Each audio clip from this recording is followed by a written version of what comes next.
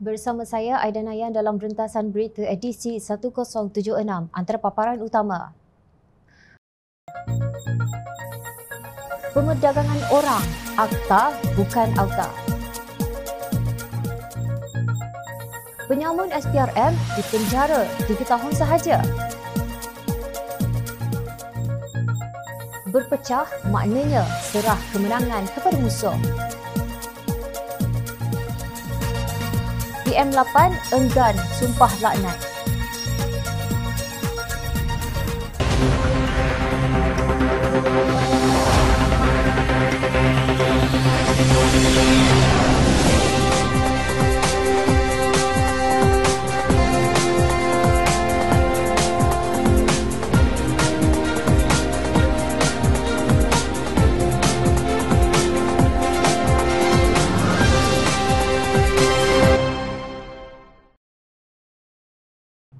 Assalamualaikum dan salam sejahtera. Akhirnya, Akta Anti Pemerdagangan Orang dan Anti Penyeludupan Migran /Pindaan 2022 Akta A1644 dikuatkuasa setelah mendapat perkenan diraja pada 19 Januari dan diwartakan pada 25 Januari lepas.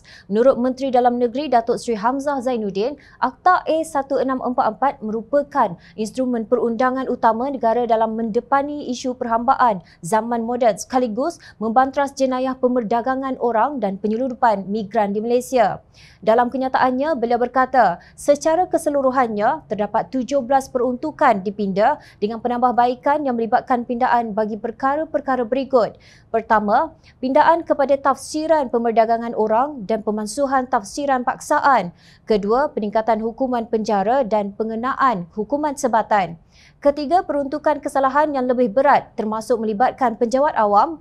Keempat, pewujudan kuasa menteri dalam pelantikan mana-mana pegawai awam sebagai penguatkuasa di bawah Akta 670.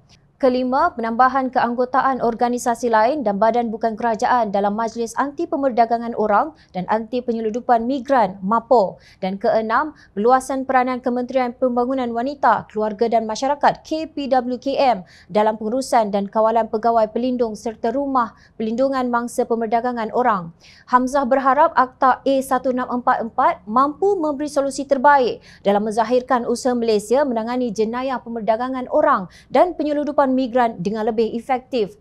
Pendekatan menyeluruh kerajaan dan pendekatan menyeluruh masyarakat yang digunakan diyakini boleh menambah baik kedudukan Malaysia dalam sebarang penilaian antarabangsa sekaligus meningkatkan imej Malaysia di mata masyarakat dunia, katanya.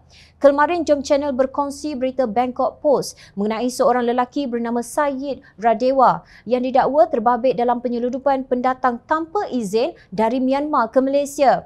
Syed dikatakan bertindak sebagai broker pekerjaan untuk menghantar pendatang tanpa izin Myanmar bekerja di negara ini. Sementara itu di Malaysia, polis dilaporkan berjaya mematahkan cubaan menyeludup 24 parti menerusi laluan tikus di Batu Empat, Tanah Merah, Kelantan.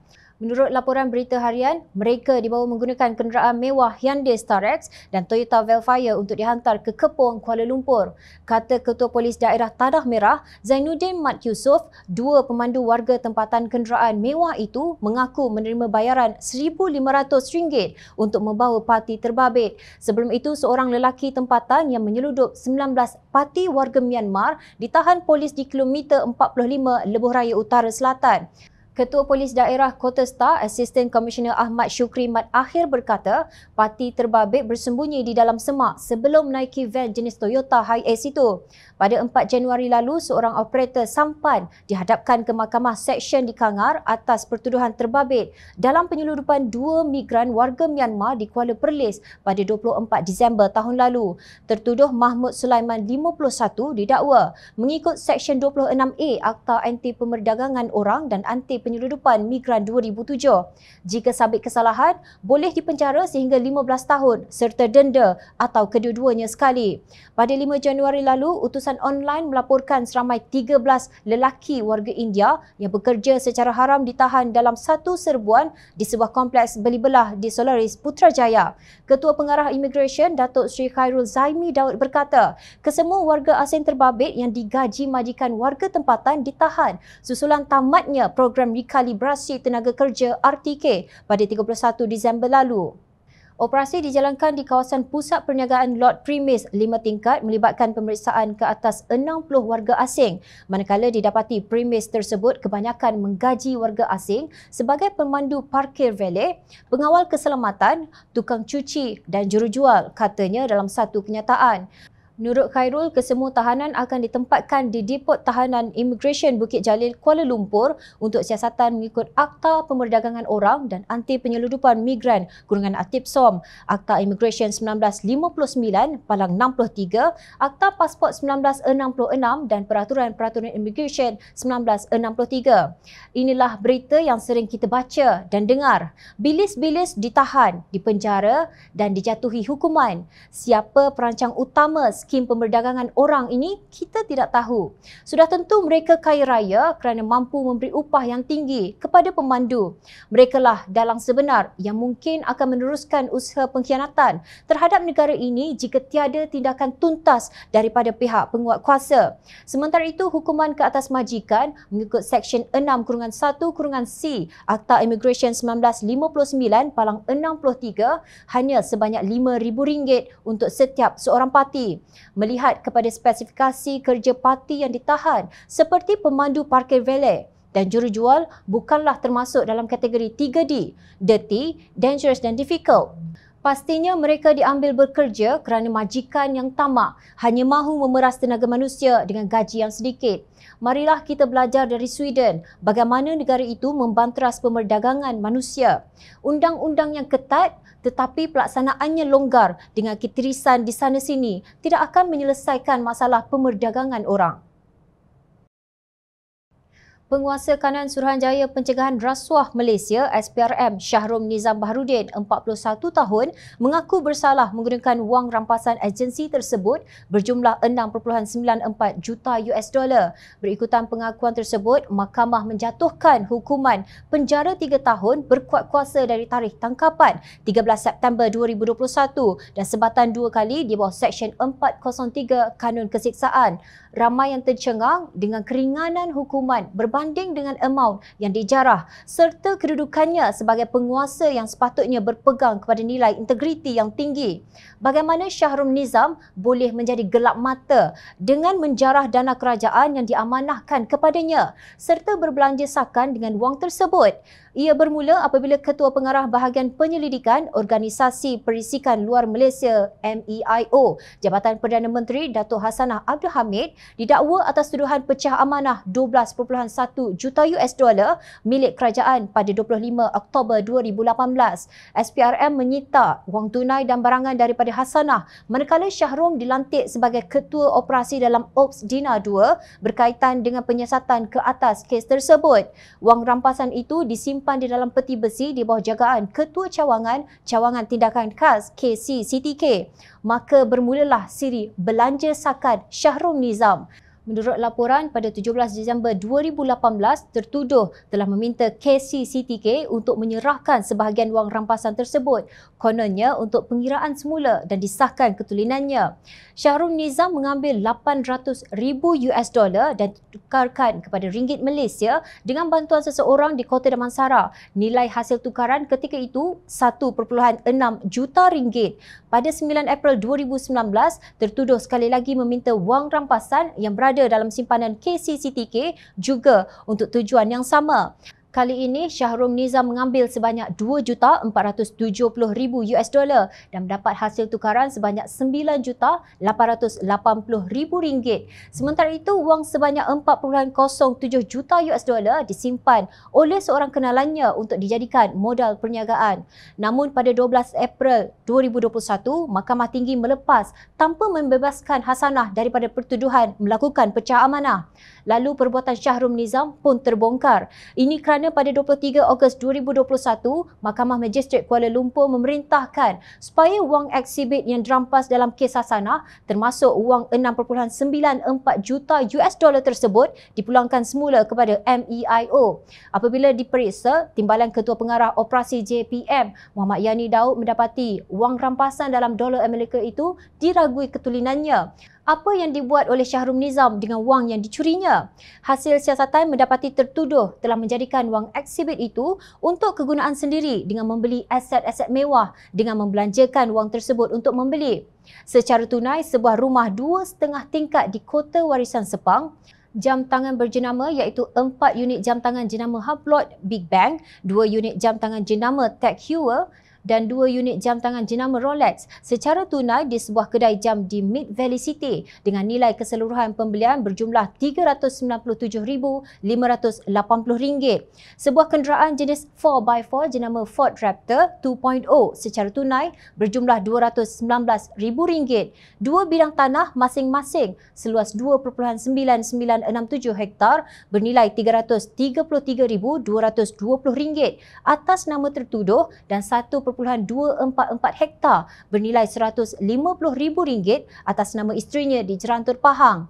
Sebuah kereta jenis Honda Civic Type R 2.4L Turbo bernilai RM290,030 yang mana pembayaran dibuat secara tunai berjumlah RM260,930. Sebuah motosikal Ducati 1299 Panigale R Final Edition bernilai RM278,000 dan sebuah lagi motosikal Ducati 1199 Superleggera bernilai RM300,000 yang mana pembelian motosikal itu telah dibuat dengan cara trade-in motosikal Panigale 1199R oleh tertuduh berjumlah RM110,000 manakala sebahagian lagi RM190,000 dibayar 5 kali oleh tertuduh kepada kedai motosikal dan sebuah kereta Mercedes-Benz A250 Sport secara tunai bernilai RM130,000 dan tertuduh juga meminta seseorang untuk menyimpan wang tunai sebanyak RM1.4 juta sebagai persediaan untuk dijadikan modal perniagaan kayu balak. Justru tidak hairan apabila ramai yang mempertikaikan bagaimana protokol yang digunakan oleh SPRM sehingga pegawainya boleh dengan mudah membawa keluar wang sebanyak itu dari bangunan SPRM yang pastinya dikawal rapi. Namun lebih memalukan apabila tertuduh seorang pegawai kanan agensi pembanteras rasuah berbangsa Melayu beragama Islam sanggup melakukan perbuatan yang kita tidak pernah dengar berlaku di Denmark, Finland atau New Zealand. Semoga episod yang mengaibkan negara ini membuka mata ahli parlimen dari kedua pihak, kerajaan dan pembangkang untuk mendesak supaya SPRM dikeluarkan dari JPM dan diletakkan di bawah parlimen. Sewaktu Pakatan Harapan memerintah, barisan parti pembangkang telah menggunakan senjata pembohongan dalam mengapi-apikan sentimen agama dan perkauman sehingga mencetuskan kegusaran dalam kalangan masyarakat, kata Naib Pengerusi Amanah Perak Dr. Muhaimin Sulam.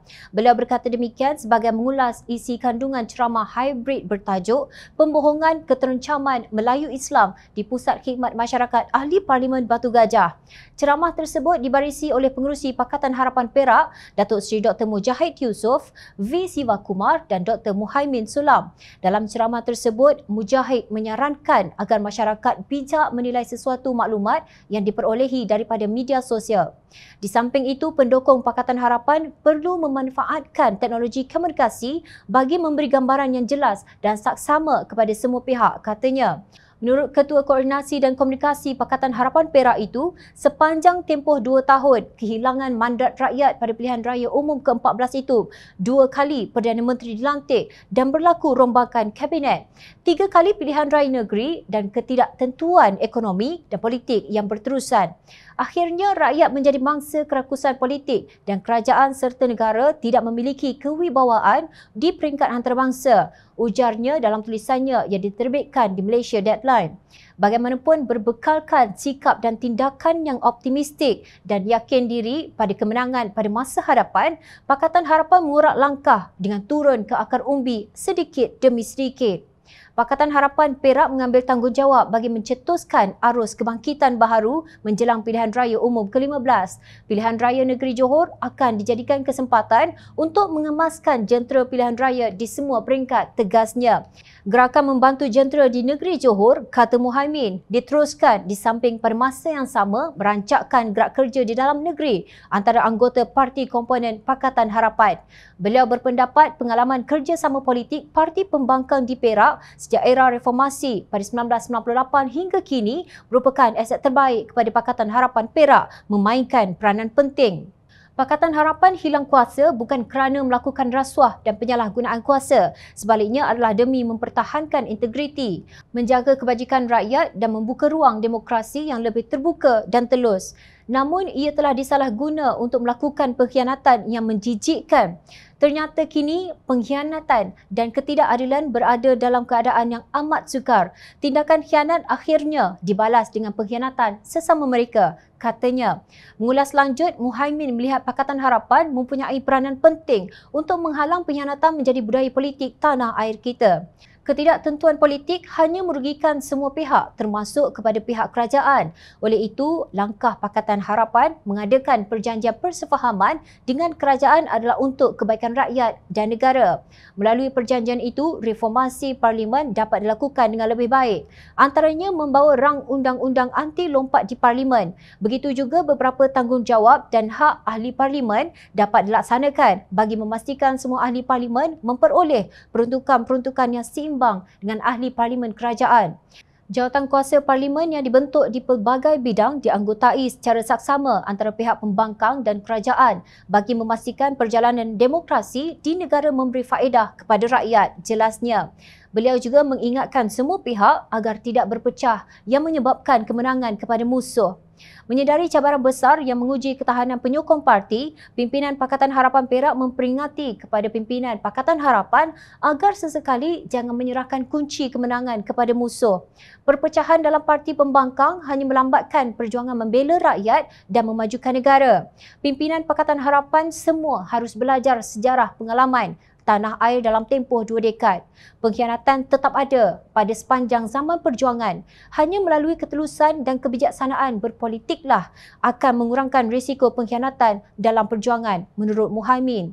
Ingat, Perikatan Nasional dijatuhkan oleh Barisan Nasional kerana ia kerajaan yang memiliki saiz kabinet XXXL yang gagal.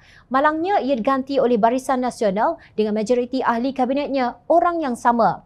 Sama-samalah kita mencerakin dan bertindak balas dengan penuh hikmah atas apa yang terlihat, tersurat dan tersirat. Elakkan keluar dari mulut buaya, masuk mulut harimau.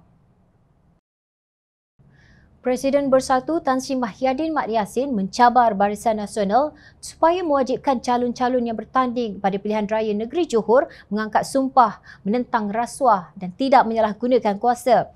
Ini kerana, kata Mahyadin, semua calon Perikatan Nasional yang bertanding dalam pilihan raya negeri Johor 12 Mac ini diwajibkan berbuat demikian. Justru, katanya, Barisan Nasional perlu melakukan sebagaimana Perikatan Nasional mewajibkan semua calon-calonnya yang dipilih perlu mengangkat sumpah. Menurut beliau di Melaka, calon-calon Perikatan Nasional bertanding angkat sumpah menentang rasuah tidak akan salah guna kuasa. Kita nak cabar pada Barisan Nasional buat apa yang kita buat. Ikrar, bukan sekadar ikrar. Aku janji biasa. Wallahi, wabillahi, watallahi. Saya, nama, kad pengenalan dan alamat yang datang daripada parti sekian-sekian akan bertanding sebagai calon bersumpah bahawa saya tidak akan melakukan perbuatan-perbuatan rasuah, salah guna kuasa dan sebagainya. Saya fikir ini penting kerana kita nak melihat ada satu iltizam yang betul-betul bersungguh-sungguh bila mana kita telah diberikan amanah dan kuasa oleh rakyat. Kita nak mentadbir uruskan kuasa-kuasa yang telah diamanahkan. Kita mesti menggunakan cara yang betul, telus yang dikehendaki oleh agama dan jangan sekali-kali melakukan sesuatu perbuatan yang salah, bertentangan dengan undang-undang, mencuri, merompak, jauh sekali. Tegas pengerusi Perikatan Nasional itu. Beliau berkata demikian ketika berucap di Majlis Pelancaran Jentera Perikatan Nasional Johor di Taman Pasar Indah, Kota Tinggi. Mahyadin berkata sekiranya Perikatan Nasional memenangi pilihan raya negeri Johor nanti, kerajaan negeri yang terbentuk akan bersih daripada amalan salah guna kuasa dan rasuah. Tetapi nampaknya Presiden UMNO, Datuk Seri Ahmad Zahid Hamidi, lebih berminat untuk mencabar Mahyadin mengangkat sumpah laknat. Ahmad Zahid dalam satu kenyataan di Facebook berkata, "Saya tidak pernah pergi berjumpa dengan Tan Sri Muhyiddin Yassin ketika beliau menjadi Perdana Menteri untuk meminta tolong dilepaskan dari tuduhan mahkamah. Apatah lagi dengan membawa timbunan fail seperti yang didakwa dan minta untuk dilepaskan. Bagi membuktikan kebenarannya, beliau sanggup dan bersedia untuk melakukan sumpah laknat sebagai penafian kepada tuduhan Mahyadin terhadapnya. Jadi saya ingin bertanya, Adakah beliau juga bersedia dan sanggup untuk melakukan perkara yang sama, iaitu bersumpah laknat bagi mengesahkan tuduhan jahat beliau ke atas saya? Soalnya, Ahmad Zahid juga mendakwa Mahyadin semasa beliau masih menjadi Perdana Menteri, beliau yang ligak membuat percaturan belakang dengan menyusun pelbagai usaha dan pelan untuk memecah belahkan UMNO dari dalam. Ini termasuklah dengan menawarkan scheme of things kepada beberapa anggota pimpinan UMNO, tegas Zahid. Namun Mahyadin berkata beliau tidak akan melakukan sumpah laknat kerana beliau bercakap benar. Itu hak dia lah, dia nak sumpah ke tak sumpah. Bagi saya ni bercakap yang benar. Nak cakap pada rakyat jangan bohong. Dan ada bukti dah malam tu saya dah tunjukkan saksinya. Tapi kalau dia nak sumpah, berapa kali sumpah, sumpahlah. Itu serah pada dia lah. Saya tidak akan bersumpah pasal saya tak pernah berbohong. Apa yang saya sebut itu adalah satu yang hak. Beliau berharap rakyat faham. Beliau berkata demikian ketika menjawab soalan pemberita. Ikut pepatah Inggeris, kita hendaklah mengambil maklum kata-kata Mahyadin itu dengan sejemput garam. Maknanya, jangan percaya bulat-bulat bahawa Mahyadin tidak pernah berbohong. Sehingga hari ini, Ahli Parlimen Pagoh itu tidak menafikan bahawa beliau pernah menyebut kata-kata scheme of things untuk menarik sokongan kepadanya. Yang jelas, scheme of things telah diterjemah sebagai ghanimah, jawatan menteri, timbalan menteri dan pengerusi dalam syarikat berkaitan kerajaan sebagai imbalan untuk membeli kesetiaan. Adakah scheme of things itu bukan salah guna kuasa dan rasuah? Rakyat bukan bodoh. Ingat, rakyat sentiasa memerhati. Teruskan bersama kami di Jom Channel dan layari portal jomchannel.net untuk mendapatkan berita politik tanah air. Saya Aida Nayan. Terima kasih. Assalamualaikum dan salam sejahtera.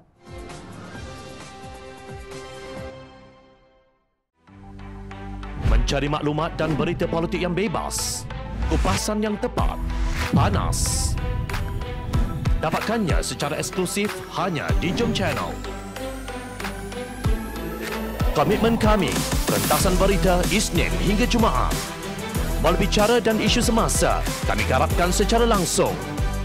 Panel-panel berkaliber dan profesional. Interaktif, pandangan anda kami raikan. Jangan lupa bersama kami di setiap hujung minggu dalam edisi khas mingguan. Jom Channel, moving forward, sharing a new experience.